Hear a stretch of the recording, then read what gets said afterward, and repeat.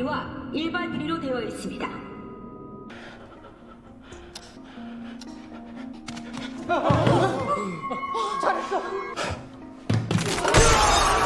Hai guys, Balai Movie di sini. Di video kali ini kita akan membahas part terakhir drama Korea Squid Game. Nah, di part kali ini kita akan mengetahui dalang di balik permainan mengerikan sebelumnya dan juga siapa peserta yang berhasil lolos dan mendapatkan hadiah sebesar 45,6 miliar won. Tapi sebelum ke alur ceritanya, jangan lupa untuk like, komen, subscribe, dan nyalakan loncengnya ya. Tanpa berlama-lama lagi, yuk langsung aja kita ke alur ceritanya. Film diawali dengan diperlihatkan keadaan setelah permainan kelereng selesai. Para peserta yang kembali ke base camp sangat terkejut karena ternyata Miryong tidak dieliminasi dan masih selamat. Di sisi lain, frontman juga masih khawatir karena belum bisa menemukan penyusup di dalam arena permainan. Padahal sebentar lagi para investor VIP akan datang berkunjung. Oleh sebab itu, ia tetap meminta para panitia untuk selalu waspada dan terus mencari si penyusup tersebut. Keesokan harinya, para tamu VIP pun tiba dan disambut langsung oleh frontman. Sama seperti frontman dan yang lainnya, para tamu VIP juga menggunakan topeng untuk menyembunyikan identitas mereka.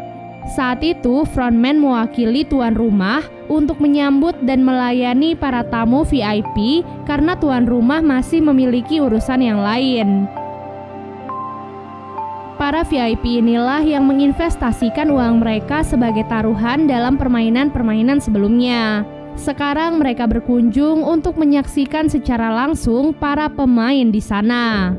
Setelah itu, Junho yang masih bersembunyi memutuskan untuk merampas kostum lainnya agar ia bisa lebih dekat dengan tamu VIP sekaligus mengambil beberapa video sebagai bukti. Tak lama kemudian, permainan kelima pun siap dimainkan. Sebelum memulai permainan, para peserta pun diminta untuk memilih rompi yang bertuliskan nomor 1 sampai 16. Pemilihan rompi itu akan menentukan nasib mereka pada permainan kali ini. Para peserta yang ketakutan segera mengambil nomor-nomor tengah karena merasa nomor itu pasti aman.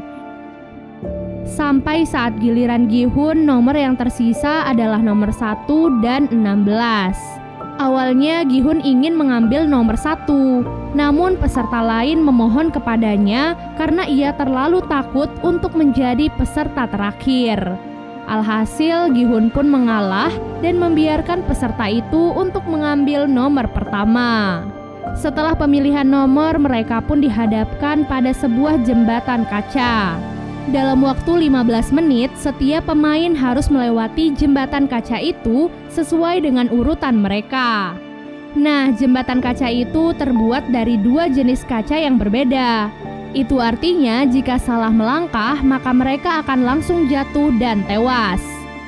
Menjadi pemain awal adalah tugas yang paling berat, karena jika mereka salah melangkah, maka pemain di belakang mereka bisa aman karena memilih kaca yang benar. Namun menjadi pemain terakhir juga tidak mudah, karena ia harus berpacu dengan waktu yang terus berjalan. Singkat cerita, permainan kelima pun dimulai. Satu persatu pemain pun mulai memberanikan diri untuk melompati jembatan kaca tersebut. Tak sedikit dari mereka gagal memilih kaca yang benar dan jatuh begitu saja. Dengan waktu yang terus berjalan, para pemain pun menjadi tidak sabar dan memutuskan untuk mendorong pemain di depan mereka. Sampai akhirnya Doksu pun sampai di posisi terdepan. Tentu saja tidak ada yang berani melawannya apalagi mendorongnya. Doksu bersikeras bahwa ia akan tetap berada di posisinya agar tidak ada peserta yang lolos dari permainan tersebut. Miryong yang kesal lantas melompat ke arahnya dan memegang erat tubuh Doksu. Ia pun mengorbankan dirinya sendiri dengan membawa Doksu jatuh bersamanya. Setelah beberapa pemain jatuh dan tewas, kini tersisa 4 pemain saja. Seorang pemain di posisi terdepan ternyata merupakan seorang pekerja di pabrik kaca. Oleh sebab itu, ia pun bisa membedakan kaca yang kuat dan kaca biasa. Dengan kemampuannya itu, ia pun berhasil membawa Sang-woo, Se-byok, dan Gi-hun yang ada di belakangnya dengan selamat. Namun saat di langkah terakhirnya, frontman yang mengetahui hal itu sengaja mematikan lampu agar mereka menjadi kesulitan untuk menemukan kaca yang benar. Hal itu pun membuat pemain itu mengulur waktu terlalu banyak. Alhasil, Sang-woo pun menunjukkan jati dirinya yang sebenarnya. Ia tega mendorong pemain itu, padahal berkat pemain itu mereka bisa maju dengan selamat.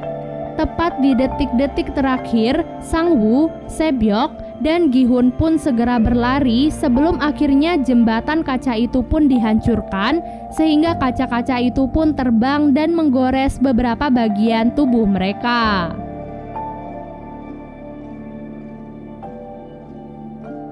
Dari ruangan berbeda, para tamu VIP sepertinya cukup puas dengan hasil permainan kali ini.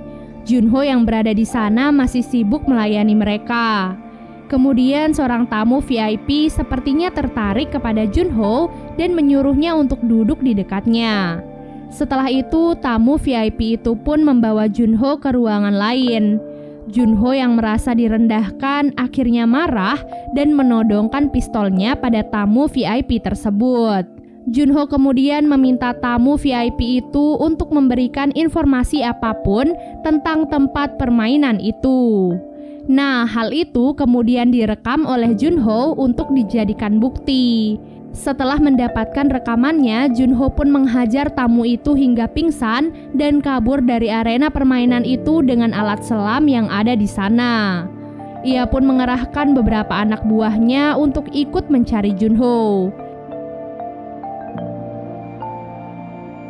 Tak lama kemudian, Junho pun sampai di pulau seberang. Ia ingin menghubungi ketua polisi untuk meminta bantuan, sekaligus mengirimkan bukti-bukti yang ada di handphonenya. Namun karena di sana tak bisa mendapatkan sinyal, ia pun memutuskan untuk mendaki ke tempat yang lebih tinggi. Tak lama kemudian, frontman dan anak buahnya juga sampai di sana. Mereka segera menyusuri pulau itu untuk menangkap Junho. Sayangnya sebelum ia bisa mengirim bukti dan mendapatkan bantuan, Junho pun tertangkap oleh frontman dan anak buahnya. Tak disangka sosok pria di balik topeng frontman ternyata adalah kakaknya sendiri yang selama ini ia cari. Junho pun bertanya kepada kakaknya mengenai alasannya melakukan semua ini. Namun belum sempat mendapatkan jawaban, Junho pun ditembak oleh kakaknya sendiri dan jatuh ke laut. Di tempat lainnya, Sang-woo, Se-byok, dan Gi-hun yang berhasil lolos dipersilahkan untuk mengganti pakaian mereka dan makan malam bersama. Saat mengganti pakaiannya, Se-byok terlihat pucat dengan darah yang terus mengalir dari perutnya. Rupanya pecahan kaca besar dari permainan sebelumnya telah menancap tepat di perut kirinya. Ia pun merobek seragamnya dan menutupi lukanya itu dengan seragam tersebut. Tak lama kemudian, Gi-hun dan yang lainnya pun dihidangkan makanan lezat untuk pertama kalinya. Di sana, Gi-hun dan Sang-woo melahap makanan mereka sampai habis. Sementara Se-byok yang masih kesakitan bahkan tak mampu memotong dagingnya sendiri. Setelah makan malam itu, masing-masing dari mereka pun dibekali pisau kecil. Gi-hun terlihat masih marah pada Sang-woo karena tega membunuh pemain sebelumnya. Ia pun berniat untuk membunuh Sang-woo dengan pisaunya dan memenangkan permainan itu dengan Se-byok. Setelah itu, ia pun menghampiri Se-byok dan mengajaknya untuk bekerja sama. Se-byok yang sudah semakin lemah berpesan kepada Gi-hun bahwa jika ia berhasil selamat dan lolos dari sana, ia meminta Gi-hun untuk mengurus adiknya yang saat ini berada di panti asuhan. Setelah mengatakan hal itu, Gi-hun pun baru menyadari bahwa baju Se-byok kini telah dipenuhi oleh darah. Ia pun panik dan berlari ke pintu untuk meminta bantuan. Tak lama kemudian, para panitia pun datang sambil membawa peti. Tak disangka saat Gi-hun meminta bantuan, Sang-woo ternyata telah membunuh Se-byok dengan pisaunya sendiri. Hal itu pun membuat Gi-hun merasa bersalah kepada Se-byok dan menjadi semakin marah pada Sang-woo. Sementara Sang-woo dengan santai berkata bahwa ia hanya ingin membantu Se-byok untuk menyudahi segala kesakitannya. Keesokan harinya, permainan terakhir pun tiba. Dua orang yang masih tersisa yaitu Gi-hun dan Sang-woo akan memainkan permainan yang disebut Squid Game. Kebetulan permainan itu adalah permainan masa kecil mereka. Mereka kemudian mendapatkan peran yang berbeda, Gi-hun sebagai penyerang dan Sang-woo sebagai orang yang bertahan. Seperti biasanya dari ruangan lain, para tamu VIP dipersilahkan untuk menonton permainan terakhir dan menjadi saksi siapa yang akan keluar sebagai pemenang. Gi-hun dan Sang-woo sama-sama membawa pisau yang kemudian mereka gunakan untuk saling menyerang. Dengan diiringi hujan, keduanya pun mulai bertarung satu sama lain. Pada satu kesempatan, Sang-woo berhasil merebut pisau dan menusuk tubuh Gi-hun beberapa kali. Namun Gi-hun tak menyerah, ia terus bangkit dan terus melawan. Usaha Gi-hun itu pun berhasil membuat Sang-woo tak berdaya. Dengan pisau yang tertancap di tangannya, Gi-hun pun mendekati tubuh Sang-woo dan berniat menikamnya. Namun tak diduga Gi-hun tidak tega melakukan hal itu dan malah menancapkan pisaunya di samping Sang-woo. Ia memutuskan untuk tidak membunuh Sang-woo dan berjalan ke garis finish. Namun hal itu tak bisa ia lakukan. Secara mengejutkan, Gi-hun memutuskan untuk berhenti dari permainan itu. Itu artinya Gi-hun tak ingin mengambil hadiah uangnya dan memilih untuk menyelamatkan sahabatnya. Sesuai dengan aturan ketiga, ia hanya perlu meminta Sang-woo untuk berhenti dari permainan. Namun Sang-woo menolak hal itu dan malah menikam dirinya sendiri. Sebelum meninggal dunia, Sang-woo pun menitipkan ibunya pada Gi-hun. Dengan begitu, mau tidak mau, Gi-hun pun langsung dinyatakan menang. Setelah semua perjuangannya itu, Gi-hun pun dikembalikan ke tempat asalnya lengkap dengan kartu kredit yang berisi 45,6 miliar won. Dengan semua uang itu, Gi-hun sama sekali tidak bahagia. Ia malah merasa sedih dan frustasi atas kematian ratusan orang termasuk sahabatnya.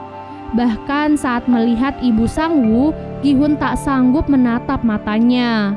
Bak jatuh tertimpa tangga, di dalam rumahnya Sang-woo hanya bisa menangis menatap jasad ibunya yang sudah tewas. 1 tahun kemudian, penampilan Gi-hun menjadi semakin berantakan. Saat sedang duduk sendirian, ia pun ditawari bunga oleh seorang wanita tua. Ternyata di dalam bunga itu terdapat amplop yang berisi kartu permainan dengan tulisan tempat yang harus Gi-hun datangi. Sesampai di tempat tujuan, Gi-hun sangat terkejut melihat kakek Ilnam yang sedang dirawat. Sejauh yang Gi-hun ketahui, kakek Ilnam seharusnya sudah mati saat di permainan kelereng. Tak diduga kakek Ilnam ternyata adalah tuan rumah sekaligus atasan frontman. Kakek Ilnam mengaku meski memiliki uang yang banyak, ia tidak bahagia sama sekali karena tidak tahu bagaimana cara menghabiskan semua uangnya itu. Dengan kondisi tumor di otaknya serta hidupnya yang diprediksi sudah tidak lama lagi, ia pun memikirkan cara untuk bersenang-senang. Kemudian ia pun teringat akan masa kecilnya yang selalu bahagia karena menghabiskan waktu dengan bermain bersama teman-teman. Oleh sebab itulah ia dan orang-orang kaya lainnya menciptakan arena permainan itu agar ia bisa menikmati kebahagiaan dengan ikut berpartisipasi sebelum ia meninggal dunia.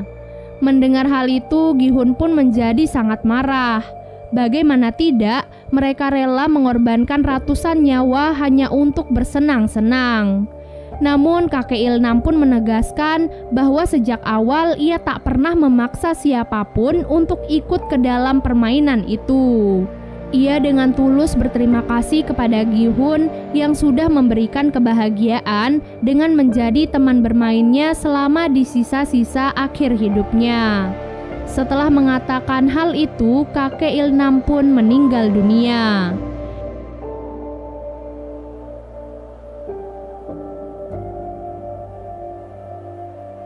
Keesokan harinya, Gi-hun pun memulai kehidupan barunya dengan damai. Ia pun menjemput adik Sebyok di panti asuhan dan menitipkan anak itu pada ibu Sang-woo.